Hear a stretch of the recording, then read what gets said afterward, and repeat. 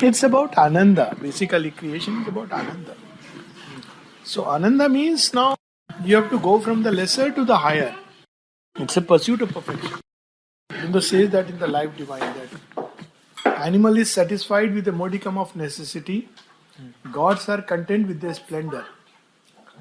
Man of all the creatures is the one who is ever dissatisfied, and therefore he alone can be seized with a frenzy to arrive at reach the absolute. Because otherwise, what's life about? Man, this dissatisfaction in man is also ultimately it's an energy for progress. Only he thinks that without a change of consciousness, by simply changing my circumstances, I'll find it. But that doesn't take place. So some people draw the conclusion: no, any amount of circumstances I change, things don't change. Therefore, better quit life. But actually, what the circumstances are pointing is that change yourself. And if you change yourself, then you may not need to change the circumstances. In ashram, this is a very common practice. When you join ashram, you join a department. Now, it's very interesting the way things work out because, you may have a good boss, you may not have a good person working with you, and you're stuck. Stuck for the rest of your life. You can't say, like, main chhod ke ja raha hu. Okay, because you are there now. So, some people previously would want, no, I want to change my department. And then they were told and explained that this is so that you change your consciousness. When you change your consciousness, you realize that you don't really need to change anything. It's there inside. I mean, this is not to say that you don't need to change environment if you want it to be a expression of something higher. That's a different thing. You may need to change to make your outer circumstances a truer expression of your inner life. Like, I quit Air Force and went to the ashram. But it should not be as a means to, I'm unhappy with life, so maybe I'll find happiness that way.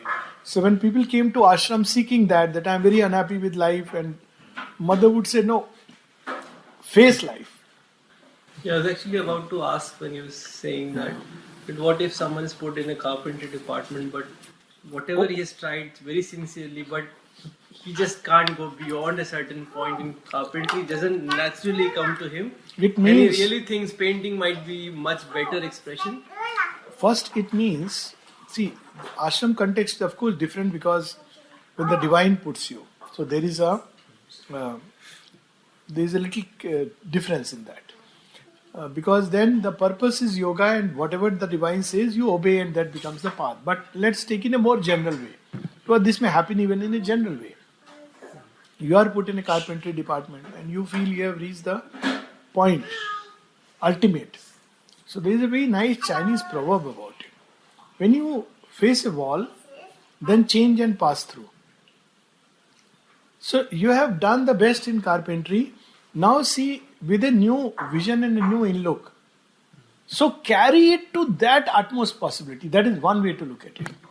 Second is, if you really want to change, one should be clear why one wants to change. Is it because, carpentry has become very frustrating? I want to do something else.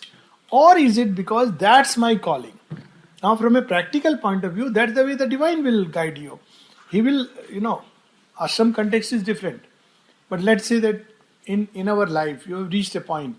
Now, if you feel you have a calling for something truer and higher, then you must follow that. But that is different from being frustrated with whatever you are doing and therefore I must go there. That doesn't work. Because the consciousness is not changed, so it will bring frustration there also. You feel the same, You will get into the same problems, same issues. So while one is with a set of circumstances, the minimum that one should practice and use it for is to cultivate equanimity. That's the teaching of the Gita. So at least you have made the utmost which within the present frame of consciousness one could do is to practice equanimity.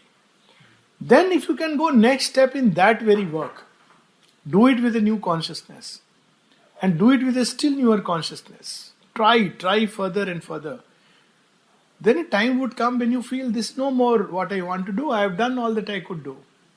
Then wait, pause, look within, wait for the creative urge to emerge like the dance of Shakti. And she will say, give you, it will come like a calling, enthusiasm, is a word in English. You are suddenly seized with an enthusiasm that, oh, that's what I want to do. Then, of course, you should follow. It's not that lifelong you should be stuck in a particular place. But it should not be just an escape or a running away. When you are doing something, do it to the best of your inner state. That calling is very important. Ashram context is of course different because there the goal is before. See, there are two steps of the karma yoga. One is the ordinary yoga of the Gita, where yoga is used as a means to free yourself from ignorance. That can be done regardless of the work you are doing. So you may be like, for me it was Air Force, so I wanted to leave because I felt there is a calling, but I'm in Air Force. It's a lovely organization that way, but it has its own constraints and limitations. I can't rush to Pondicherry the day I want to, and all these things are there. But that apart, so I took it as an opportunity. There are parties where you have to go. So then I saw inside that why am I going? Well, you have to go. There's the custom. So what if I don't go? If you don't go, you don't get a good report from the. I said fine, that suits me. So I don't go. And now, does it make me a cynic? So all this you have to look inside. If somebody, how they deal. The strange part was the repercussion was very different. All my seniors started appreciating it. He said, no, we know that he doesn't come, but we like him because he works well and he's genuine about whatever he's doing. I thought that the impression will be very different from this. So basically it's an authentic life that you lead. At the same time, you're trying to put your best. I may not like an organization, but when I'm seeing a patient in an Air Force setting, he's yet a patient, and to me is Narayana coming at my door, and I must do my best. The same thing would apply in every sphere of life. You are cooking, for example. You may be cooking for someone whom you don't like to come to your house, and the person is there. So still you have to do it like Shabri for Rama. So this is the practice which makes it the difference between one marked for yoga, otherwise life is full of ordinary reactions. So this is the ordinary karma yoga. It will liberate us, going beyond preferences, likes and dislikes. Then comes the next part. This ordinary karma yoga ends with Sarva Dharman Parityaja. Swadharma. My Swadharma is to be a Kshatriya, but the divine wants me to just sit in a corner and do carpentry. I do it. That's what the deeper sense means. Sarva Dharman Parityaja Mamekam Sharanam Vraja. And there are great yogis who have done that. Who have gone beyond. Mother, what an accomplished painter and musician. And then she was asked once that, we want to get some of your paintings which are exhibited in Louvre. She said, my child, we live in eternity.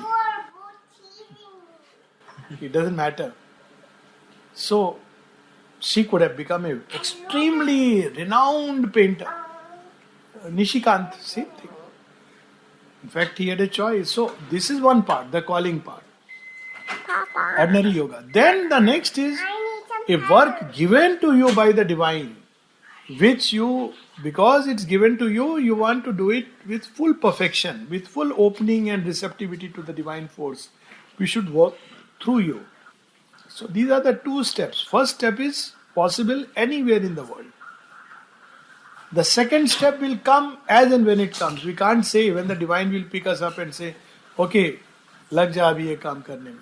It's more when we're more ready and prepared, right? Whatever it is, he knows, he has his own logic, which defies logic.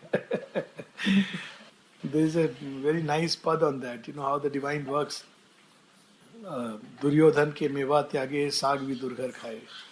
वो logic नहीं है उसमें. किसको instrument बना लेंगे, he can make a monkey an instrument. Hanuman became such a, there were great warriors, and that time also the land was not bereft of warriors who could have very happily aligned with Rama and gone and marched. But he made the monkeys. So there is no logic to it. There is an inner logic of the grace. But the first step is something which is very necessary. To do everything with a sambhav as an offering, not eyeing on results, constant remembrance, and getting rid of preferences of likes and dislikes. So a lot of practice of our work is like that. And all of us, everyone goes through it. What is called in our Air Force, it used to be called dirty job. Like, as doctor, suddenly they'll give a job. Aaj party hai, so party mein you are coming or not coming is a later issue. You have to look after the mess part. Food is being prepared. And all of us react at some point of time. I remember as a youngster, my very senior doctor had come. So on inspection. So I was the junior most doctor, just joined Air Force. So I was supposed to look after him. So I said, what will I look after him? I can't look after myself. So anyways, he came for lunch. So he asked me to come and sit and eat with him. I said, no sir, my wife will be waiting for lunch. So he didn't like it obviously, but he didn't say anything. He said, but you haven't, he got a little annoyed. He said, you haven't arranged for any whiskey or anything. I said, I didn't think. Anyways, I'll get it now. So I went all this. This is not the way you deal with this in officer.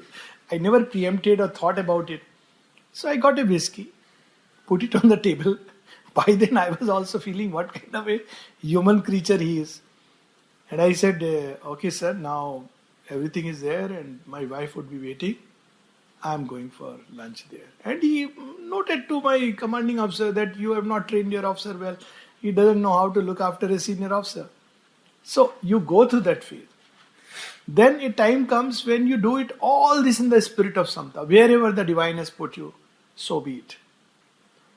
And then comes the next that the divine says, okay, now I want to put you here. Up till now it was your own nature, it was your own highest Swadharma or your destiny as according to the laws of ignorance which put you here. But now I want to put you somewhere else. And then you have to be ready even if it is a battle. So these are the steps and stages. This all sounds very good when it's in a book and you're reading. Yeah, that's why it has to be done. And to remember. That's why I'm giving these examples precisely because then you understand that I know the difficulties. It's not easy. I agree, absolutely. None of this is easy. That's why in the Gita when Arjuna asks Sri Krishna, whatever you are saying is very difficult. See, the Gita is a beautiful book, all the answers. So he says, what happens to those? He says, I don't think anybody can follow all this. So he says, what happens to those who are not able to follow it and they die?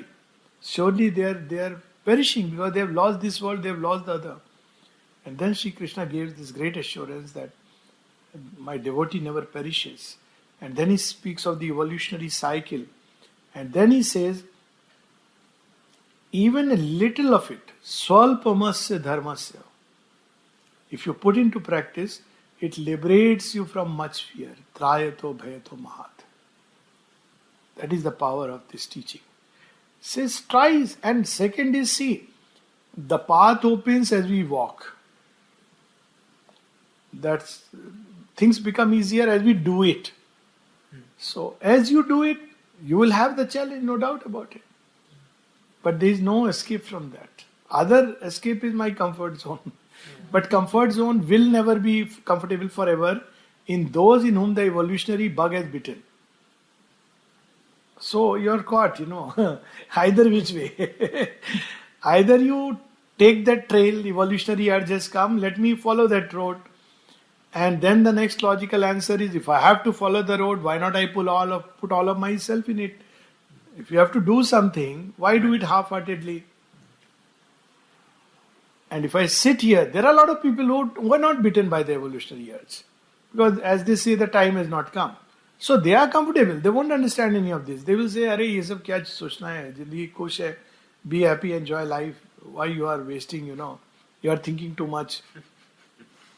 There are people who will say like that. All of us go through this phase. You're thinking too much. Why are you, And पागल हो गया. Pagal ho gaya. Then at that point, you are also not in a position to tell them what you are going to get because you haven't got. You have read about it. But then a time comes when you start getting and you see those who didn't follow that and what they are getting. It's so obvious. I recently met one of my classmates, all through brilliant fellow, IIT Kharagpur mein first shot mein, 5-pointer in Cambridge and 11th rank in IIT, All India, first shot without any tuition. So he met me and he said, I'm so happy to see you doing something you're so inwardly so happy about. I said, how about you? He says, his life was miserable life.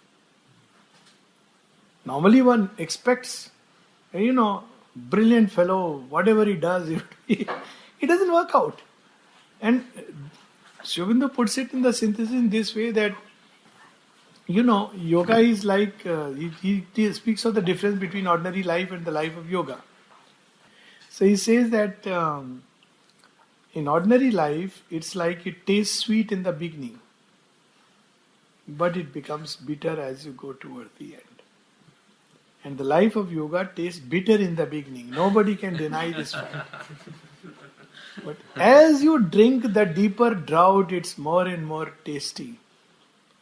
And this is so true. Now I can vouchsafe for it from pure experience. But there was a time when you asked me, I would say synthesis mein likha hai. The bitterness part is very long. No, it depends. Actually, when you go get Savitri is there, can we just read a few lines?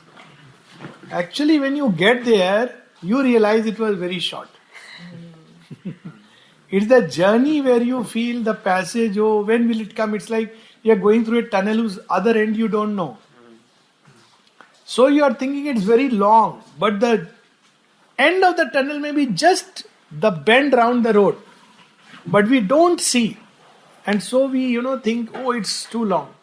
But the day you emerge into the light, you say, oh, tunnel khatam ho gaya. This beautiful line where, when death is destroyed, and Sri Aurobindo describes that what comes in the place of death. And then there's this marvelous line. It's a very long description, but what he describes is something very simple in one line. That when you have that vision, what you say is that all suffering was its easy price. All that, we thought we were suffering, we were struggling. In fact, there's a poem of Sri Aurobindo on Krishna. It's a sonnet. And he describes there that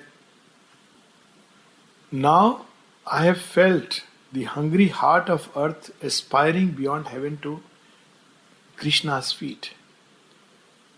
And this is the whole journey. But in the journey you go through, there is jail, there is terrible things, there are all kinds of things, and you wonder whether there is an end or not. But I can assure you, and everybody who had the touch will tell you, that when you reach the end of the tunnel, and this is not just, telling people to get into the tunnel, obviously that will be, then you feel, oh, it was very short. So he describes how death's face is transformed, and what he sees behind it is the divine being who was wearing the mask of death to spur us, to goad us. Then he says that, all suffering was an easy prize. It's a famous story which I love to recount. You must have heard about Amir Khusro's story. Have you heard? Listen to his songs, that's it. Huh? Just listen to his songs. Okay, so, he was going to meet his master, Nizamuddin.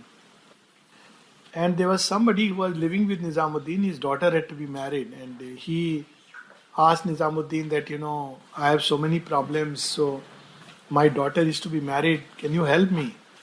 He said, okay, I have nothing with me, but I have these shoes, sandals, and they are also very worn out. If you like, you can take them, that's what I can give you. So he takes it, he can't refuse, master has given, but he is thinking what to do, master also didn't help me, just gave me juta de diya. Abhi juta ka main kya karu? On the way, from the other side, Amir Khusro is coming. He is a minister in the king's court, a big man. And he's coming with his retinue, with all the elephants and camels and riches. So he meets this man. And there is an exchange of words, and then he says, what to do?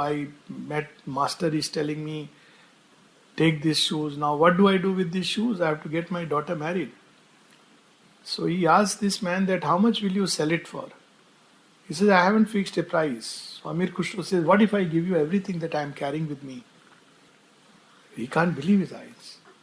He says, what? He says, if I give you everything, will you give me these sandals? He said, yes, of course. So as the story goes, he carried those sandals on his head and put back on his feet. And the master asked him, oh, बहुत महंगी थी. Was it very expensive? So he says, Huzur, बहुत सस्ते में मिल गई. It was very cheap. So that's the perspective. So it's just the way sometimes things are awfully easy because the perspective is missing. Another story was about, I recount this during stress management things. Something which I practiced during these Air Force days, actual experience where I was sent to Thois, it's far-flung place in CHN Glacier in 3 months. I was just married. So some people were, oh, you get it cancelled, this, that. I said, no, let's go. So I took synthesis with me. One of my most beautiful time because, I was literally, my wish ever to be an ascetic got fulfilled. Desert bound Himalayas and, I was just reading synthesis. So the story was about this Sikh Sadi was going with his caravan and he had a court philosopher and he sees a man sitting below a khajur ka ped in the desert and he's eating something. So he tells that this is so much heat, this man is sitting there. Is he crazy? Do you know him? So the court philosopher says, yes, I know. He's a man of no consequence. He's a fool. But I am attracted. What kind of a man is he? I can give him shelter. I can do things for him. Let's see if we can help him out. Okay. So they go there and they ask him, what are you doing? So he says, don't you see I'm eating gruel? Dalia. So the court philosopher, is visibly angry. He says, you are a fool. The sheikh has come to help you. If you only knew how to please the sheikh, you would never have to eat gruel for the rest of your life.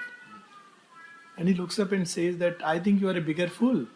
If you know how to eat gruel, you won't have to please the king for the rest of your life. Perspective, So ultimately, at the end, it boils down to what we really value. So if we really value the divine, no price is too much. And that's what is used in Mother often uses the word sincerity. So, and it builds up. It's not that one day anybody can. There was a time when I would not utter the word sincerity because I was so afraid of this word. I said, I'm so insincere, how can I even use the word? But I know at some point this word is going to haunt me. But if now somebody asks me what is the one thing most important, I'll say sincerity. So it builds up because, a time comes when you feel, well, this is it. There's nothing else. So it won't happen in a day. But one should start walking. Doesn't matter, 10 years, 20 years, 30 years, what's the hurry? So, but rather than watching the waves come and go and knowing, somebody said sea is delightful, somebody said it's dangerous, somebody says it's vast, somebody says it's too deep, somebody says if you plunge maybe you'll drown, another says you will come up and enjoy you have the best time of your world.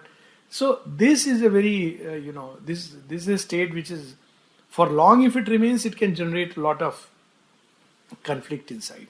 So take the plunge and then see what happens. What will happen? Drown? Okay.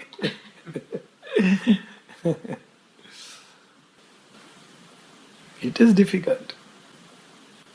Sometimes thought of being away from our country and how to stay sincere. Like sometimes thought comes that the energy source is in Pondicherry. Okay, how can see this? I understand. Same thing. We all go through this, not in away from country, but Pondicherry like that. See, wherever you are, as I said, first thing is that be an ambassador of the light. So, when we are away, then what do? if supposing we are all away from the divine, the one who gives us, in our outer consciousness, then what is the best I can do? I can serve him. So how do you serve? By being away, by being ambassadors, by being representatives. Actually, I have this experience traveling several times. So every time I go out, I have this feeling that I'm carrying India in my heart. And when I travel out, I should be the best representative of India. So that nobody should say, oh, this Indian and he doesn't know how even to talk. I should represent the best that India can give. And that's my service to India, though I am far from her. So who can say Bharat served Rama more or Hanuman? Or Lakshman? Lakshman was with him. Bharat was running the kingdom. But both were having the same consciousness of serving to the Lord. So if you bring in the spirit of service, then it doesn't matter wherever you are serving India in a deeper way. And it also helps the world because, if each country, let's say, brings their best, then the world becomes Auroville. Let's say, in this place, there are people coming from different countries. And each one says, let me bring the best of my country, best culture, best truth that I have learned.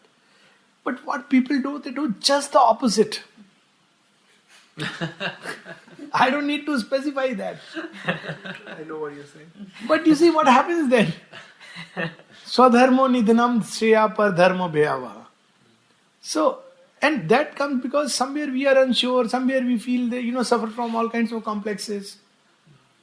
But every country, actually, I believe, if you go to its ultimate culture, it has some beauty in it.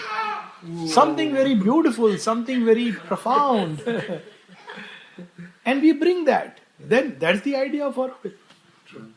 So we can make every place an Auroville with this attitude. Now, maybe others don't want to. A question maker, okay, I am trying to do my best, another person is not. That's okay. This is the world yagna. You do your bit. That is not in my hands. Whether others will bring their best or their worst is their lookout. But let me bring out my best. Rather than acquiring the worst, It's a very difficult balance sometimes. Yeah. But that's the way. And that's the way practically also we'll move towards a real multicultural society, which is the need of the hour. That is the real way. Not by just adopting and saying, I need, you're looking for your own self-interest and you think, if I start behaving like this, then I'll be more accepted. You'll be more accepted if you are authentic and true. People don't realize it. It's valued today's time. A lot of people value it. If you're authentic and true, you value it. See, we are all meeting on we have come from different places, but we feel such a close inner rapport. Because we don't have to put up a show or a facade. So, I think that's how one has to live when one is far away. This is the workplace, that is the garden, another is the heart. Wherever the divine keeps. To some she gives victory, joy and good. To some she gives rest. This is Kartikeya and Ganesha. Ganesha is always close to Shiva and Parvati. Enjoying, he has a gala time. Kartikeya is ever busy going far and fighting the battle. So, that's a question of destiny and aspiration, which, both are wonderful. Who can say that, which is not good? He is Deva Senapati. And he is Agra Gan. Among the Ganas, he is the first one. So now, of course, people have made it as he is the first one in all the gods. It's not like that. He is the Agra Gan. He is Ganadipati. Ganapati, Gananath, Gananayak. हमने उनको वो अलग बात है. That's okay. He is also happy and Divine Mother's child is anyways. All children are first. But if you really look closely, it's an interesting story. He is the first among all the servants and, devotees of the Lord. And is empowered by that devotion. And is all the time near the Divine Mother. But what does Kartikeya get? He becomes Deva Senapati. He fights for the divine consummation in humanity.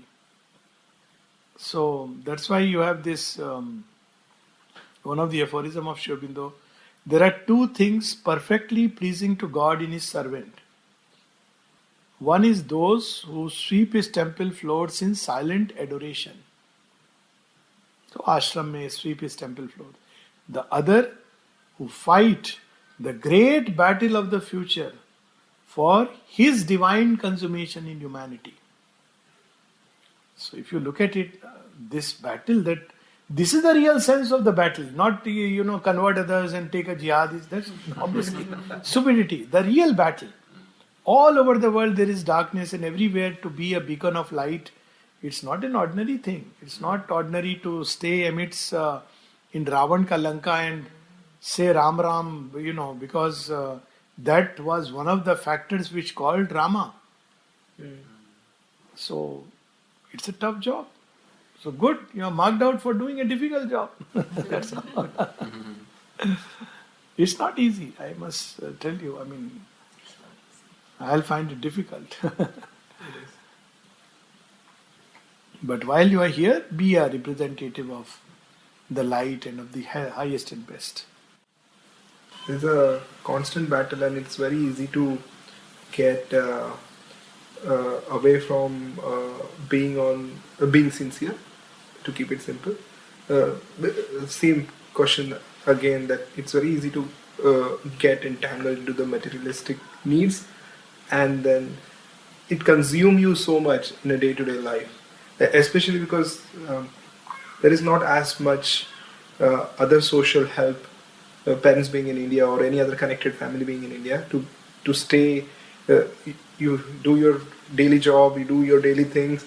In that, you're consumed so much that there is no time for, like when we were talking about meditation. I haven't done meditation until now ever. I don't know if maybe I might have done meditation when I'm working, because that's the one but thing. You don't need to do meditation. You just need to remember an offer, which you can do anywhere. Also, see, there are only two conditions in which if you live, then life becomes very easy. And I always suggest this.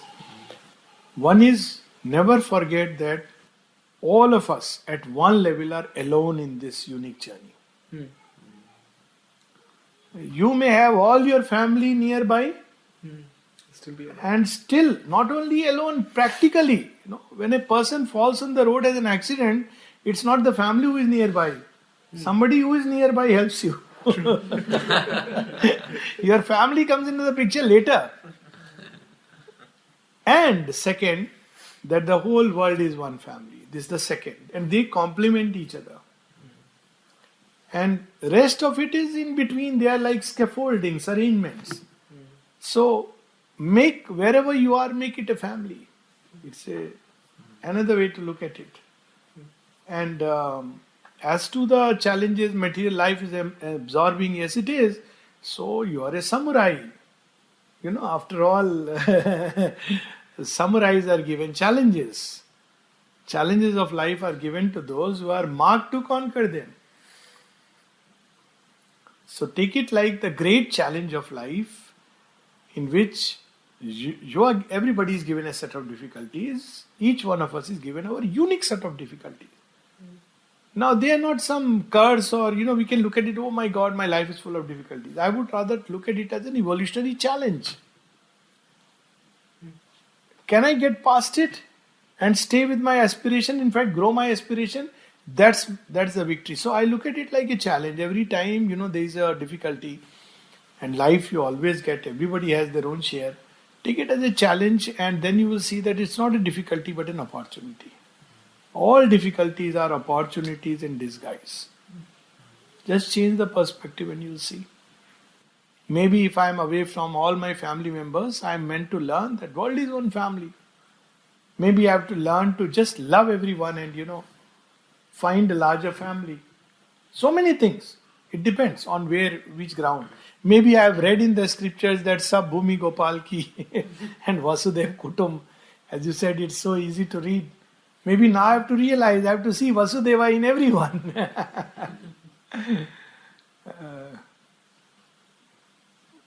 It's interesting to live life with that urge. Then you're all the time progressing. Everything becomes a feeder. Only one thing one should never do is to become a cynic. Looking at appearances and cynicism is bad. Saps away the energies of progress. Okay, so